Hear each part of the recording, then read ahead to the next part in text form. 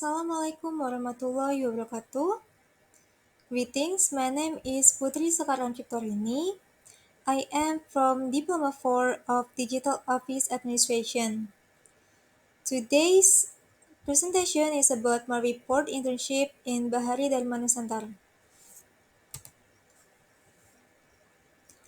PT Bahari Dharma Nusantara is a company that operates in the field of ship agency, which include ship agency services, cargo handling, ship-to-ship service, vessel survey, docking and repair agent, and others. Um, I do the internship in finance and accounting department at PT Bahari Dharma Nusantara. PT Bahari Dharma Nusantara located in Wisma BSG building, uh, 10th floor 10 of Jalan Abdul Muiz number 40, Tojo Selatan in Central Jakarta. The next is about vision, mission, and also the culture of PT Bahari Dharma Nusantara. The vision is more expertise, more knowledge, and the most local experience. It means that Bahari Dharma Nusantara has a vision to continue to hone its expertise in ship agency services. They offer to continue learning so they can provide the satisfying service and continue to develop according to the needs of the service user. As well, they are prioritizing the local knowledge so they are better to understand about the field condition. The next is mission. Their mission is to provide the excellent services by managing and controlling ship operational costs and vessel turnaround time. It means the Bahari Dharma Nusantara provide to uh, best service by managing the ship finance at the minimum prices as possible, but still obtain the maximized result. A part of that, Bahari Dharma Nusantara tries to manage the time of ship enters, unload, and return to the sailing optimally. They also have the culture of discipline, cooperation, cost awareness, quality service, and also eager to learn. That means the increase in productivity, creativity, and serving customer needs, which support the company development by upholding the value of discipline, cooperation, cost awareness, so the cost can be minimized, the quality service and passion for learning that in line with the interest by the company's sustainability aspect. The next is Bahari Dharma Nusantara business activity. There are ship agency, ship-to-ship service, docking and repairing agent, cargo handling, and ship survey agent. The first is ship agency. The ship agency is representative of the owner or the charterer whose job is to manage all the operational activity of the ship, starting from the document processing to loading and unloading the ship. The second is cargo handling. They take care of the loading and unloading activity from the ship cargo such as carrying, unloading, moving, and storing the cargo. The third is ship-to-ship service or SDS. The activity is transferring the cargo, which is generally liquid or gas, from one ship to the other ships. The fourth is docking and repairing agent. They assist the crew and also the ship uh, about the needs. When the ship is docked or under repair, um, they try to fulfill the ship needs, such as the ship spare parts. Um, the fifth is ship survey agent. The ship survey agents help to schedule survey, regarding to the ship sustainably to sell for their next selling or for the ship registration needs. The next is the work field. While I do the internship, I do create vouchers, fill in voucher, and pay monthly bill. Creating voucher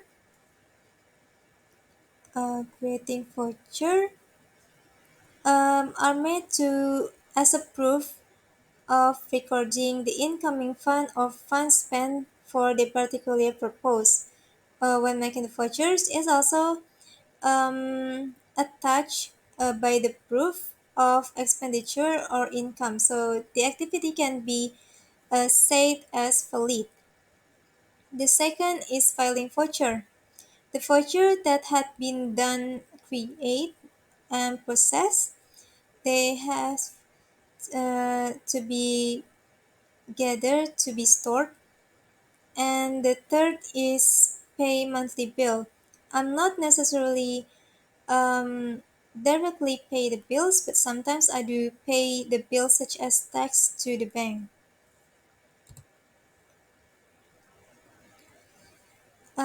The next is difficulty encountered while in internship. The first is giving a lot of assignment in a short period of time. The second is giving assignment outside of the job description, and the third is messy archive.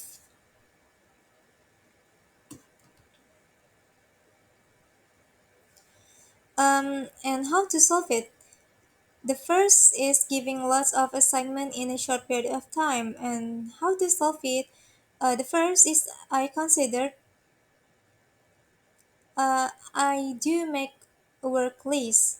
The work list make it easier to track the work that have been given, and also avoiding me to keep forgetting about my jobs. The second is sorting priorities from the notes that I have been made about the work list. I can briefly analyze about the work that is more important or need to be focused on. The third is time management. The I do avoid the doing the tasks for too long, and also I'm maximizing the time while in office to finish my jobs by doing my job maximally about 15 to 20 minutes each. The second is uh, how to solve assignment text outside of the job description. I do consider the additional text. If I felt the current work is taking up enough time, then I considered not to take another job before I finish my previous one. The second is to reconfirm about the job description, whether this additional job or side jobs will turn into the job description or it's only a one-time side job. The third is limiting. I do reduce the frequency of the side job and to maximize my main priorities of my job. Then I do asking for help. If I felt overwhelmed by the work, I do asking for help, but I cannot continuously asking for people help to uh, to finish my job because I I might deserve their own jobs. So it can be done sometimes, but not continuously. The third is how to solve the messy archive preparation. The first is by providing the codes on the voucher. The code is given to make it easier to restore. So if the file is gathered and if you found one, you can track it based on the code. For example, in accounting, the code used are batch code, voucher sequence, and also the voucher number. The third is routine filling. Every voucher that has been done processed, they are immediately combined with the other voucher to be stored. So the archive can be checked frequently. So there are no missing voucher. And if there is, you can ask for the other employee where the voucher has been or where the vouchers are. The third is rediscovering rediscovering the voucher. Rediscovering the voucher can be done by creating the description table regarding the content of the voucher, archive of the months.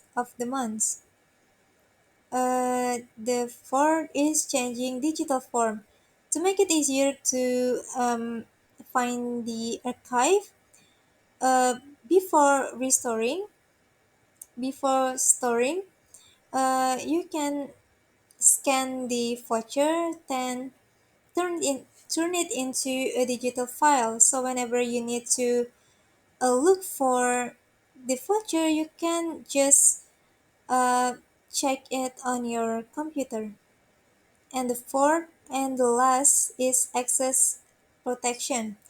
The access can only given to the people, to the employee who work directly to the archive. So the other people or the other employees that doesn't have the authority cannot check um, the archive, so they can be more secure.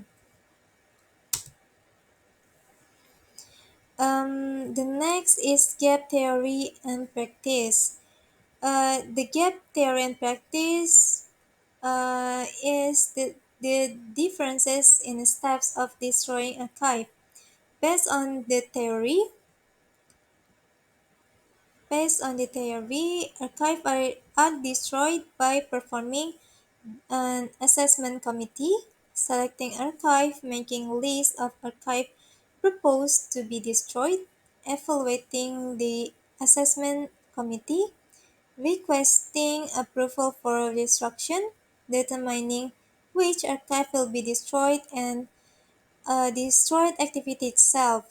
However, in the practice at Bahari dan Nusantara, the archive are selected according to the type of the document, whether the archive is important or not, which is checked by the manager and verified whether the document needs to be turned into a digital archive or not.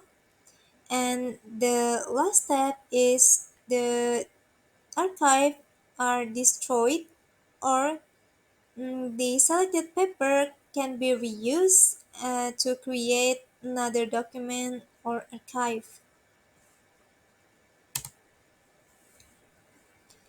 Uh, Lastly, there are my contribution of PT Baldan Manusantara. The first is storing the archive. My contribution is to assist tidying up and storing the archive. Second, I do looking for vendors. I do help uh, looking for the vendors such as the crane vendor and the truck vendor.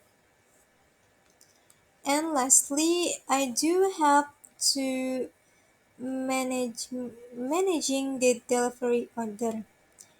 Um, I do help managing the delivery order on crane and trucks. Well, that's all from me.